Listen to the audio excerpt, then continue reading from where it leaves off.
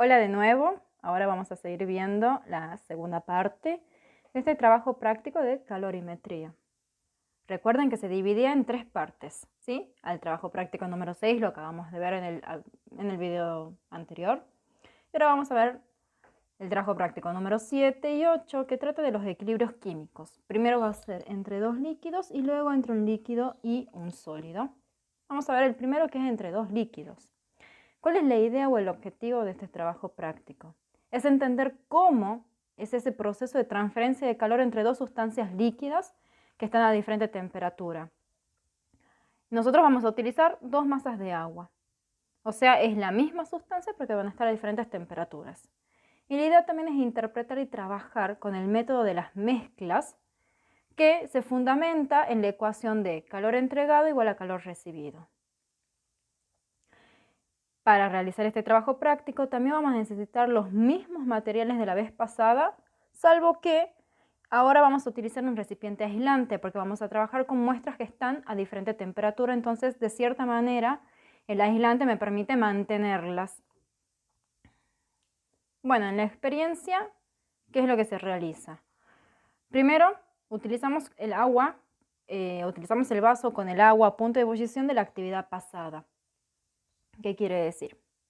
La actividad pasada hemos hecho hervir agua, ¿verdad? Hemos determinado su temperatura o su punto de ebullición. Bueno, esa misma masa de agua puedo tener dos opciones. O lo lleno hasta 100 y lo vuelvo a hacer hervir, o veo cuántos mililitros son y anoto ese dato, ¿sí? Y obviamente la temperatura va a ser de 98 grados centígrados de esa muestra. Y después agarro otro vaso y en ese otro vaso coloco 100 centímetros cúbicos de agua que va a estar a temperatura ambiente. Entonces, en el primer vaso voy a tener 100 mililitros, o si no le agrego, voy a tener una determinada cantidad de volumen, y la temperatura inicial, que es porque ya está hervida, voy a empezar a partir de ese y con 98 grados centígrados. Y bueno, y la otra van a ser 100 mililitros y habíamos determinado que la temperatura ambiente o inicial de esa muestra de agua era 18 grados. Entonces, a partir de estas dos, ¿qué se hace? Se coloca el vaso con el agua hervida en el aislante, rápidamente. Y luego, en el aislante, coloco agua que está a temperatura ambiente en ese vaso con agua hervida y lo mezclo con suaves movimientos. Básicamente, ¿qué sucede? Hago hervir esa agua o ya hervida, coloco ese vasito dentro del aislante. Luego coloco el agua que está a temperatura ambiente, realizo pocos movimientos y lo tapo rápidamente, ¿sí?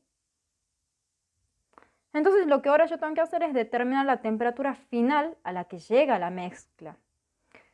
Esa temperatura se llama temperatura de equilibrio experimental. Entonces lo que se hace es, a este recipiente se le hace un agujerito y se le coloca el termómetro, siempre cuidando de que no toque ni las paredes ni el fondo de los vasos, ¿sí? O del vaso, mejor dicho. Entonces yo voy a determinar la temperatura con ese termómetro y va a ser la temperatura de equilibrio experimental. La anoto y la dejo registrada. Por aparte, ahora voy a querer conocer cuál es la temperatura de equilibrio teórica, porque recuerden que habíamos dicho que vamos a tener que siempre comparar lo teórico con lo experimental. Entonces, en este caso vamos a sacar cuál es esa temperatura que supuestamente deberían llegar, o sea, en equilibrio, estas dos muestras. Entonces, como es algo supuesto, como es algo teórico, se lo saca a partir de una ecuación, ¿sí? Con la ecuación de las mezclas. Menos calor entregado igual a calor recibido, ¿sí? Le quería contar algo antes de hacer la distributiva. Ponemos la expresión de cada calor, que son calores sensibles ambos, porque las muestras acá no están pasando, de estado, ¿sí? Si bien la muestra ha hervido, sigue estando líquida. No tenemos en cuenta el vapor o ese cambio de estado. Entonces, por eso la expresión de estos calores. Hacemos simplificamos los calores específicos porque estamos tratando de productos de un lado y producto del otro. Y entonces hacemos la distributiva. Tengamos cuidado con los signos. Y finalmente sacamos la temperatura final de equilibrio a la que llegan estas dos muestras, pero de forma teórica. Entonces, ya tenemos la temperatura final de equilibrio teórica y la experimental que la hemos determinado con el termómetro. Ahora comparo ambos resultados, porque yo quiero saber cuánto se aleja lo experimental de lo que debería ser supuestamente. Y con eso se calcula el error relativo porcentual, que vendría a ser la temperatura de equilibrio teórica menos la experimental sobre la teórica por el 100%, porque estamos hablando en términos de por ciento. Y ahora tengo que estimar el calor de pérdida, teniendo en cuenta que el calor que se entrega lo va a recibir la muestra, pero también hay un poco de calor que se pierde, ¿sí? Ese, por así decirlo, ese vapor es calor que se va perdiendo. Entonces, voy a determinar ese calor de pérdida, ¿sí? ¿Cuánto he perdido? Considerando que el calor entregado lo voy a calcular con la temperatura de equilibrio teórica y al calor recibido con la temperatura de equilibrio experimental. ¿Por qué? Porque el calor entregado tiene en cuenta lo que se ha perdido. Entonces, supuestamente, o sea, yo considero teóricamente a qué calor, a qué temperatura debería llegar porque tengo en cuenta estas dos cosas. Y el recibido es con la temperatura de equilibrio experimental porque realmente, como se ha perdido, entonces experimentalmente se llega a un valor diferente que al teórico. Y bueno, de esta manera ya terminamos con el trabajo práctico número 7.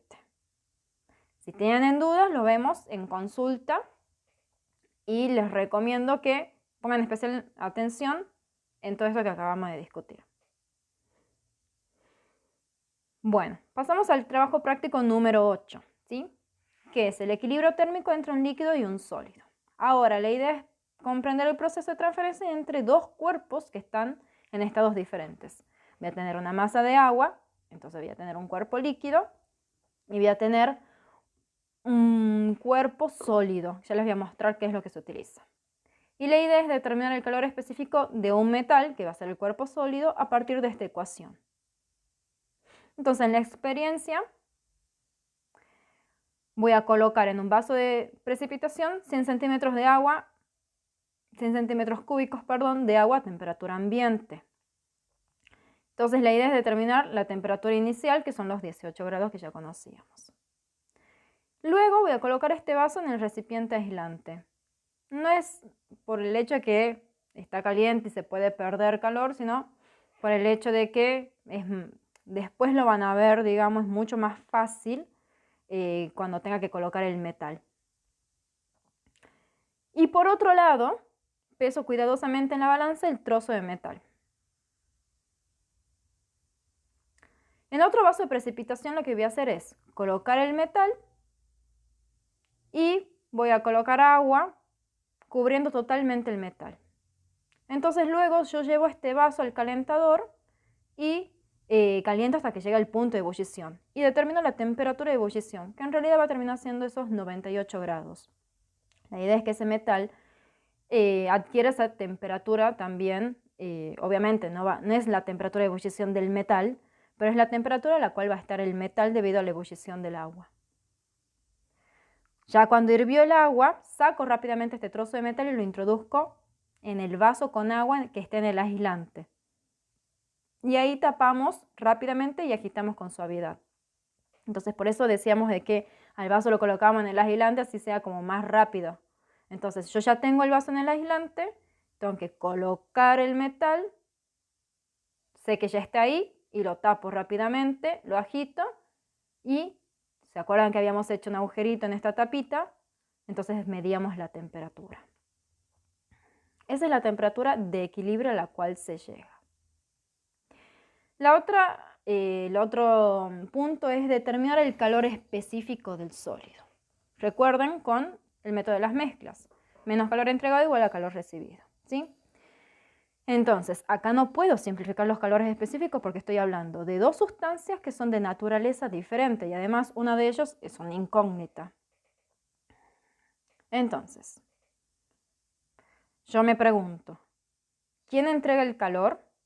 Obviamente el metal, porque si está a 98 grados centígrados está más caliente que el agua. ¿Y quién lo va a recibir? El agua. Entonces, las temperaturas de equilibrio acá son las que, ya les muestro, son las que hemos determinado con el termómetro. Acá no saco nada de la teórica, ¿sí? Es la experimental.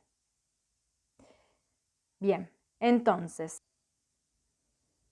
ya sabemos quién entrega el calor y vamos a reemplazar los valores y quién recibe el calor y vamos a reemplazar. Entonces, a partir de eso, el calor específico del metal es algo que yo no conozco y vamos a despejarlo de manera correcta. Bueno, esto ha sido todo. A partir de esto yo puedo llegar a discutir o puedo llegar a pensar si ha sido necesario que el sólido cambie de estado para poder transferir calor y definitivamente no. El sólido estaba a una temperatura determinada. No hacía falta que funda el sólido yo para que se pueda transferir el calor hacia la masa que estaba a menor temperatura que del agua. Entonces, en todos los procesos de transferencia vistos hasta acá, es importante que ustedes vean qué se puede concluir con respecto a la temperatura de equilibrio de una mezcla. Y si uno puede llegar a inferir, antes de hacer toda esta experimentación, en qué rango de valores puede llegar a estar, porque si yo ya sé que la masa más fría está, por ejemplo, a 18 grados centígrados y la masa más caliente a 98, entonces la temperatura de equilibrio tiene que estar dentro de ese rango, más que 18 y menor que 98, obviamente. Y si bien a veces no se especifica la temperatura a la cual está el agua, es fácil deducir estas temperaturas por expresiones que se le dice agua congelada, agua en su punto de ebullición. Entonces esto es más que nada para que les sirva a ustedes cuando realicen alguno de los trabajos, de los problemas para resolver en la cartilla, ¿sí? A veces no se especifican cosas, pero todo está en el enunciado. Entonces ustedes van a tomar el agua en su punto de ebullición o hervida como 100 grados centígrados, pese a que hemos visto que era 98, bueno, se toman como universal para que no haya confusión. Y agua congelada en 0 grados centígrados, ¿sí? Bien. Espero que les haya servido, que hayan entendido. Muchísimas gracias por su atención. Y bueno, cualquier cosa ya saben de que me pueden mandar un mail. Y si no, nos vemos en la consulta de este laboratorio.